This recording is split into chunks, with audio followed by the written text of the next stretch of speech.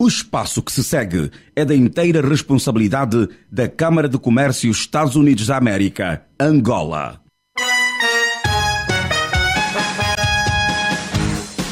O ZAC Magazine. Revista de rádio da Câmara de Comércio Estados Unidos da América, Angola, na LAC. Semanalmente à quarta-feira, a partir das 10 horas. Informação de negócios com notícias, entrevistas, reportagem e comunicação. O ZAC Magazine.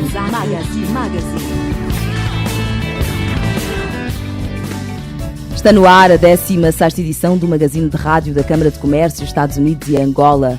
O nosso país vai acolher a Presidente da Câmara, que vai encabeçar a organização de um simpósio sobre negócios com Angola, previsto para 25 de julho, cujos temas vão da banca, investimento privado a imigração.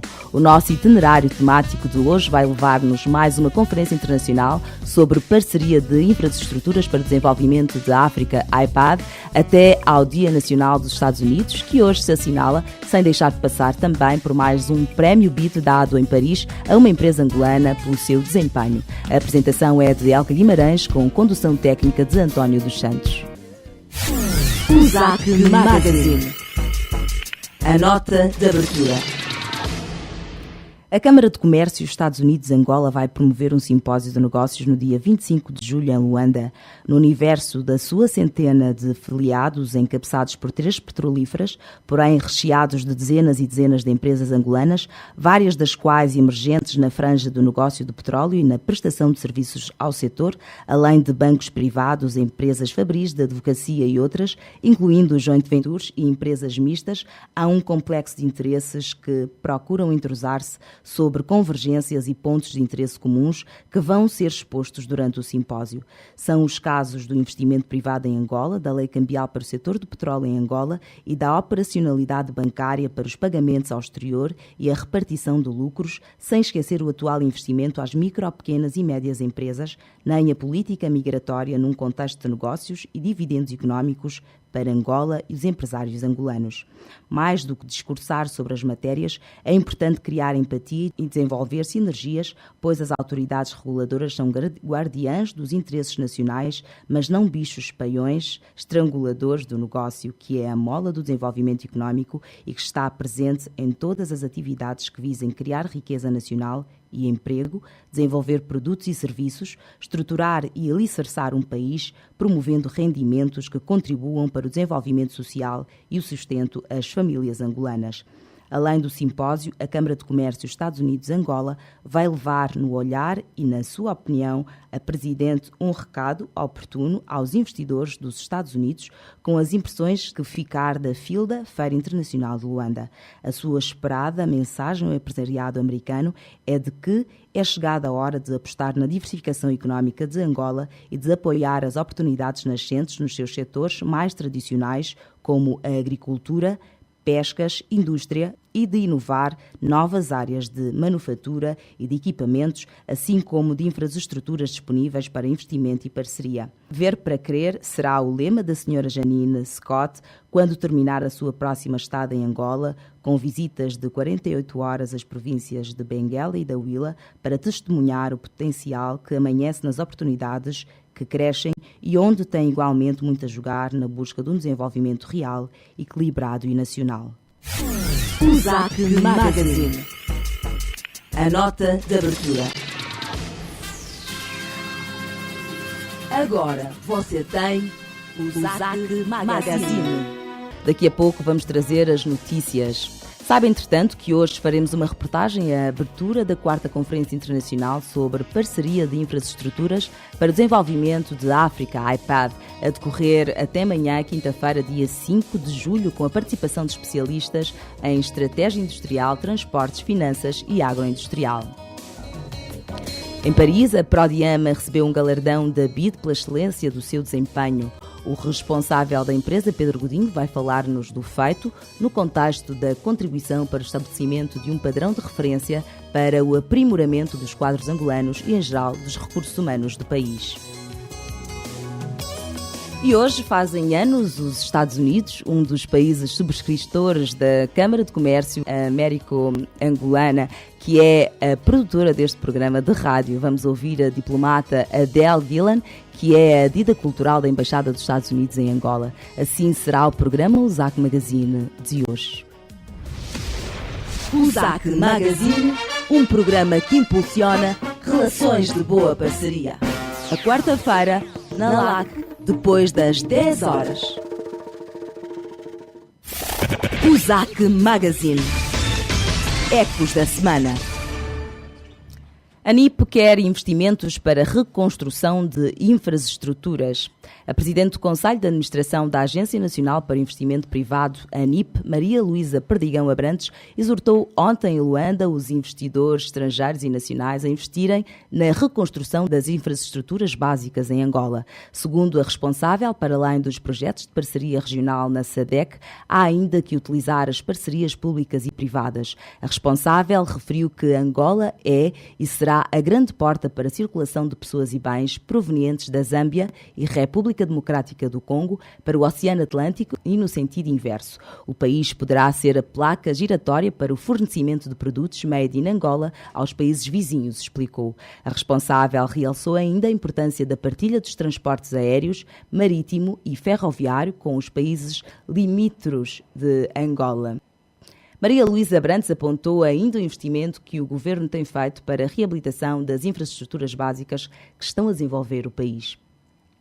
Ministra do Planeamento considera infraestruturas pilares do desenvolvimento. A Ministra do Planeamento, Ana Dias Lourenço, considerou que as infraestruturas constituem um dos pilares fundamentais para o crescimento e desenvolvimento de qualquer país. Ao falar ontem, durante a abertura da 4ª Conferência Internacional sobre Parceria de Infraestruturas para o Desenvolvimento da África, IPAD, Ana Dias Lourenço considerou que o desenvolvimento e infraestrutura implica necessariamente abordar a questão do capital humano e a falta de mão de obra qualificada. A governante considera importante prosseguir com a busca de soluções ousadas que permitam a concretização progressiva dos objetivos de dotar os países de sólidas e modernas infraestruturas capazes de promover o desenvolvimento do continente. Ana Dias Lourenço reconheceu que o continente carece de investimentos avultados para ultrapassar o atual estado de fraqueza das suas infraestruturas. A ministra acredita que a realização do evento em Luanda vai permitir consolidar a plataforma de diálogo e de informação sobre o desenvolvimento das infraestruturas em Angola. Com este tipo de iniciativa estaremos a estabelecer e a fortalecer os laços entre os setores público e privado, explicou.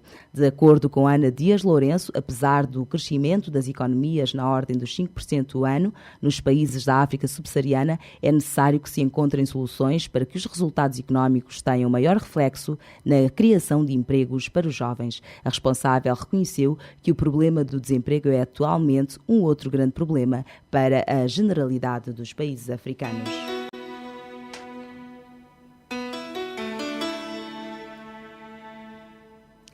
Projetos privados criam mais de 6 mil empregos em 2013. 6.684 empregos deverão ser criados a partir de 2013 no país, com a implementação de 185 projetos do setor privado, com destaque para 74 fábricas de transformação de granito na província da Huila, segundo dados do Instituto de Desenvolvimento Industrial de Angola, do Ministério da Indústria, Geologia e Minas. No Lubango, prevê-se a construção de 6 gráficas nas províncias de Benguela, Lunda Norte, Cubango, Mochico, Lunda Sul e Huila, com a criação de um total de 327 postos de trabalho. Destaca-se igualmente a edificação de 34 cerâmicas de barro vermelho, sendo 7 na Lunda Norte, 5 no Ige, 4 no Ambo, 3 no Bié e no Bengo, 2 na Huila, 1 no Namibe, Benguela, Zaire, Lunda Sul, Cabinda, Kwanza Norte, Cunene, Mochico, Cubango e Kwanza Sul, com 2.215 postos de trabalho. Constam ainda da perspectiva a construção de uma fábrica de blocos na Lunda Norte, 46 empregos, 4 fábricas de caixilharia de alumínio nas províncias de Lunda Norte, Mochico, 2 Lunda Sul, com 52 postos de trabalho, uma fábrica de postos para iluminação pública, 27 em Luanda. Exploração de ouro na Jamba e Cubango começa em breve. A exploração de ouro nos municípios da Jamba e Covango, leste do Lubango, província da Huila, começa tão logo terminem os trabalhos de prospecção que estão em fase conclusiva, anunciou o governador Isaac dos Anjos. Adiantou que os trabalhos de prospecção estão em fase de conclusão. Sem avançar dados sobre as quantidades e qualidade do produto, o governador da Huila esclareceu que haverá uma abertura do mercado para investidores nacionais e internacionais interessados na extração deste minério. O governo vai apostar numa exploração suscetível de implantação no país de uma indústria de ouro sem descurar a atividade artesanal. Estamos abertos a outros investidores, ou seja, uma porta de entrada e vários operadores, sustentou Isaac dos Anjos. O ZAC Magazine. Ecos da semana.